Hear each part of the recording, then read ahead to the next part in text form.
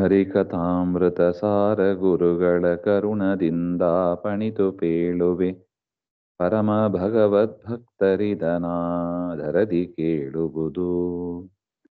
ಹರಿಕಥಾಮೃತ ಸಾರ ನಾಮ ಸ್ಮರಣೆ ಸಂಧಿಯಲ್ಲಿ 13ನೇ ಪದ್ಯ. ಈ ನಿಮಿತ್ತ ಪುನಃ ಪುನಃ ಸುಜ್ಞಾನಿಗಳ ಸಹವಾಸ ಮಾಡು, ಕುಮಾನವರ ಕೂಡಾಡದಿರು ಲೌಕಿಕಗೆ ಮರುಳಾಗಿ. ವೈನತೇಯಾಂ ಸಖನ ಸರ್ವಸ್ಥಾನದಲ್ಲಿ ತನ್ನಾಮ ರೂಪವಧೇಣಿಸುತ ಸಂಚರಿಸು, ಇತರಾಲೋಚನೆಯ ಬಿಟ್ಟು. ಈ ನಿಮಿತ್ತ ಅಂದ್ರೆ ಮೇಲೆ ಹೇಳಿದ ಕಾರಣಗಳಿಂದ ಅಂತ ಏನ್ ಮಾಡಬೇಕು? ಹಿಂದೆ ಹೇಳಿದ ಪ್ರಕಾರ ಅಂದ್ರೆ ಪರಮಾತ್ಮನೇ ಎಲ್ಲವನ್ನು ಮಾಡಿಸ್ತಾನೆ, ಆ ರೀತಿಯಾಗಿ ಎಲ್ಲ ಚಿಂತನೆ ಮಾಡ್ತಾ ಪುನಃ ಪುನಃ ಸುಜ್ಞಾನಿಗಳ ಸಹವಾಸ ಮಾಡು. ಎಲ್ಲಿ ಇರಬೇಕು ನಾವು? ಜ್ಞಾನಿಗಳ ಮಧ್ಯದಲ್ಲಿ ಇರಬೇಕು, ವಿದ್ವಾಂಸರ ಮಧ್ಯದಲ್ಲಿ ಇರಬೇಕು ನಾವು. ಯಾಕೆ? ಅವ್ರ ಮೇಲಿಂದ ಮೇಲೆ ಏನೋ ಈ ತರ 2 ಪರಮಾತ್ಮನ ಮಾತುಗಳನ್ನ ಹೇಳ್ತಾ ಇರ್ತಾರೆ, ಅದು ನಮ್ಮ ಕಿವಿಗೆ ಬೀಳ್ತದೆ. ಅದನ್ನ ಬಿಟ್ಟು ಕುಮಾನವರ ಕೂಡಾಡದಿರು, ಭಗವಂತನ ದ್ವೇಷ ಮಾಡತಕ್ಕ ಜನರ ಜೊತೆಗೆ ಕೂಡಾಡಬೇಡ, ಅವರನ್ನ ಹೊಗಳಬೇಡ, ಅವ್ರ ಜೊತೆಗೆ ಇರಬೇಡ, ಹಾಗೆ ಅಂತ. ಲೌಕಿಕಕ್ಕೆ ಮರುಳಾಗಬೇಡ ಅಂತ ಒಟ್ಟು. ಅಷ್ಟು ಮಾತ್ರ ಅಲ್ಲ, ಇನ್ನು ಹಣವಂತರು ಅಂತ ಯಾರಿರ್ತಾರೆ, ಮತ್ತು ಹೆಂಡತಿ ಮಕ್ಕಳು ಅಂತ ಬಂಧು ಬಾಂಧವರು ಅಂತ ಯಾರಿದ್ದಾರೆ, ಅವರೇ ದೊಡ್ಡವರು ಅಂತ ಸಂಸಾರದಲ್ಲಿ ಮುಳುಗಿ ಇರಬೇಡ. ಧನ ಸಂಪತ್ತಿನಲ್ಲಾಗಲಿ, ಬಂಧುಗಳ ಸಂಪತ್ತು, ದುಷ್ಟ ಸ್ನೇಹಿತರ ಸಂಪತ್ತು, ಇವುಗಳಲ್ಲಿ ನೀನು ಮುಳುಗಿ ಇರಬೇಡ. ವೈನತೇಯಾಂಸಕನ ಸರ್ವಸ್ಥಾನದಲ್ಲಿ ತನ್ನಾಮ ರೂಪವ ಧೇಣಿಸುತ್ತ. ವೈನತೇಯಾಂಸಕ ಅಂದ್ರೆ ಗರುಡ ದೇವರು, ಗರುಡನ ತೊಡೆ ಮೇಲೆ, ಎದೆ ಮೇಲೆ, ಭುಜದಲ್ಲಿ ಕುಳಿತಿರುವ ಪರಮಾತ್ಮನ ರೂಪವನ್ನ ನಾವು ಎಲ್ಲ ಕಡೆ ಚಿಂತನೆ ಮಾಡಬೇಕು. ಸರ್ವಸ್ಥಾನದಲ್ಲಿ ಪರಮಾತ್ಮನ ನಾಮ ರೂಪ ಅದನ್ನ ಚಿಂತನೆ ಮಾಡ್ತಾ, ಧೇಣಿಸುತ್ತಾ ಅಂದ್ರೆ ಚಿಂತನೆ ಮಾಡ್ತಾ ಅಂತ. ಇತರ ಆಲೋಚನೆಯ ಬಿಟ್ಟು ಸಂಚರಿಸು, ಲೌಕಿಕವಾದ ಆಚರಣೆಯಲ್ಲಿ ಅದನ್ನೆಲ್ಲ ಬಿಟ್ಟು, ಲೌಕಿಕವಾದ ಚಿಂತನೆಯನ್ನೆಲ್ಲ ಬಿಟ್ಟು ನೀನು ಸಂಚಾರ ಮಾಡು.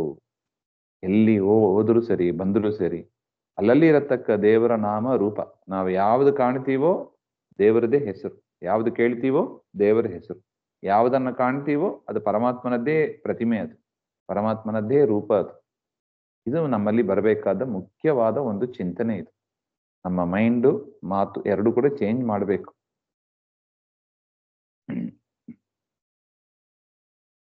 ಇನ್ನು ಈ ನಲಿನ ಜಾಂಡದೊಳು ಸರ್ವ ಪ್ರಾಣಿಗಳೊಳಿದ್ದನ ಭರತ ವಿಜ್ಞಾನಮಯ ವ್ಯಾಪಾರಗಳ ಮಾಡುವನು ತಿಳಿಸದಲೇ, ಏನು ಕಾಣದೆ ಸಕಲ ಕರ್ಮಗಳಾನೆ ಮಾಡುವ ಎಂಬ ನರನು ಕುಯೋನಿ ಐದುವ ಕರ್ತೃಹರಿ ಎಂದವನೇ ಮುಕ್ತನಃ. ಎಷ್ಟು ಚೆನ್ನಾಗಿ ಹೇಳ್ತಾರೆ ನೋಡಿ. ಈ ನಲಿನ ಜಾಂಡದೊಳು ಸರ್ವ ಪ್ರಾಣಿಗಳೊಳು ಇದ್ದು ಅನವರತ ವಿಜ್ಞಾನಮಯ ತಿಳಿಸದಲೇ ವ್ಯಾಪಾರಗಳ ಮಾಡುವನು. ಈ ಬ್ರಹ್ಮಾಂಡದಲ್ಲಿ ಇರುವ ಎಲ್ಲ ಪ್ರಾಣಿಗಳಲ್ಲೂ ಕೂಡ ಪರಮಾತ್ಮ ತಾನೇ ಇದ್ದು ಎಲ್ಲ ಕೆಲಸಗಳನ್ನು ಮಾಡ್ತಾನೆ. ಆದರೆ ದೇವರು ಎಲ್ಲೂ ಕೂಡ ಬೋರ್ಡ್ ಹಾಕೊಂಡಿಲ್ಲ, ಇದು ನಾನು ಮಾಡಿದ್ದು ಅಂತ ಬೋರ್ಡ್ ಹಾಕೊಂಡಿಲ್ಲ. ಅದರಿಂದ ಅದನ್ನ ನಾವು ಗುರುಗಳ ಮುಖಾಂತರ ತಿಳಿದು ಪರಮಾತ್ಮನ ವ್ಯಾಪಾರಗಳು ಇದು ಹಾಗೆ ಅಂತ ತಿಳಿದು, ಹಾಗೆ ಏನು ಕಾಣದೆ ಸಕಲ ಕರ್ಮಗಳ ತಾನೇ ಮಾಡುವನೆಂಬ ಪರಮಾತ್ಮ ತನ್ನಲ್ಲಿದ್ದು, ಅಂದ್ರೆ ಆ ಜೀವರಲ್ಲಿ ಇದ್ದು ಆ ಕೆಲಸಗಳನ್ನ ಮಾಡಿಸ್ತಾನೆ.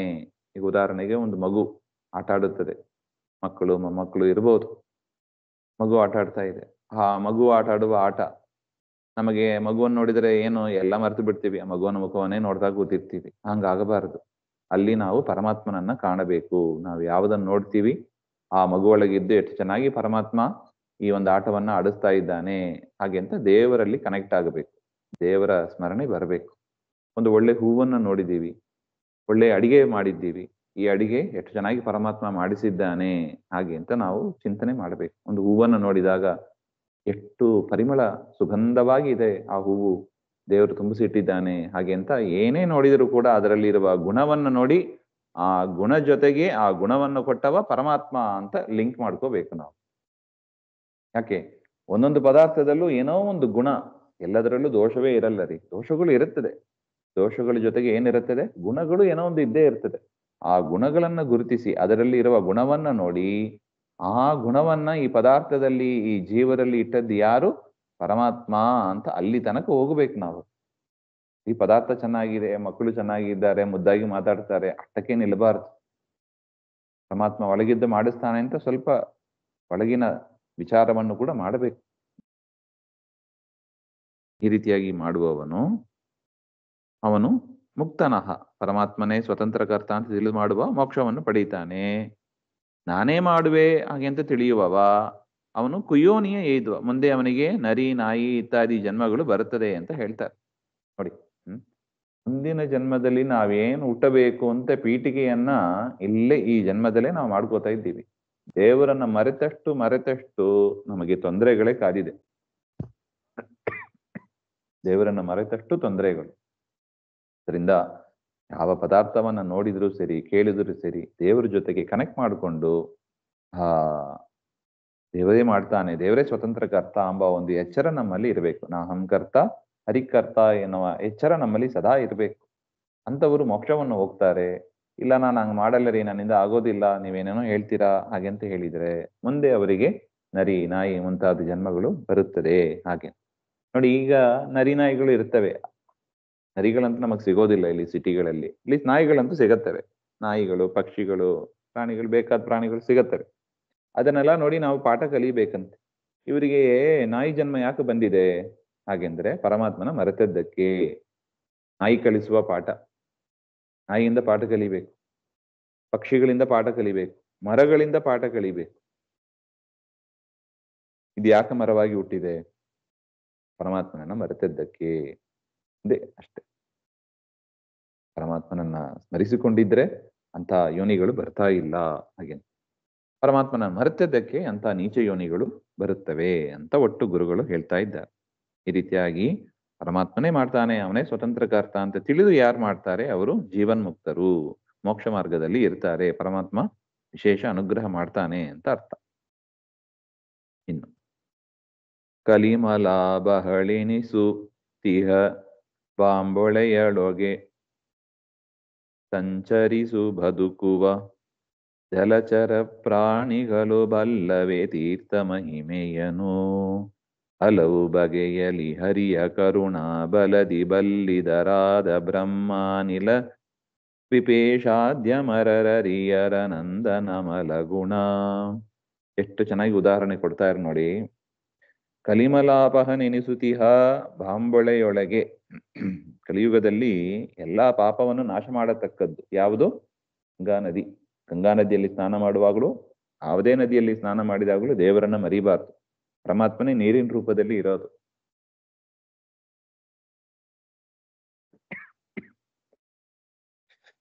ಈ ರೀತಿಯಾಗಿ ಆ ಗಂಗಾ ನದಿಗಳಲ್ಲಿ ಅನೇಕ ಮೀನು ಮುಂತಾದ ಪ್ರಾಣಿಗಳು ಇವೆ. ಮೀನು ಮುಂತಾದ ಪ್ರಾಣಿಗಳು ಇವೆ, ಜಲಚರ ಪ್ರಾಣಿಗಳು ಅಂತ. ಮೀನು, ಮೊಸಳೆ ಇತ್ಯಾದಿ ಪ್ರಾಣಿಗಳು ಇರುತ್ತವೆ. ಅವುಗಳಿಗೆ ಇದು ಗಂಗಾ ನದಿ ಪರಮಾತ್ಮನ ಪಾದೋದಕ, ಇದು ಶಿವನ ತಲೆಯಿಂದ ಬಂದದ್ದು, ಪವಿತ್ರವಾದದ್ದು ಎಂಬ ಒಂದು ಎಚ್ಚರ ಇದೆಯಾ ಅವುಗಳಿಗೆ? ಇಲ್ಲ. ನೀರಲ್ಲಿ ಇದ್ರೇನೆ ನಮ್ದು ಬದುಕು ಹಾಗೆ ಅಂತ ಅದರಲ್ಲೇ ಮುಳುಗಿರ್ತವೆ. ಆದರೆ ತೀರ್ಥದ ಮಹಿಮೆನೇ ಇಲ್ಲ ಅವುಗಳಿಗೆ.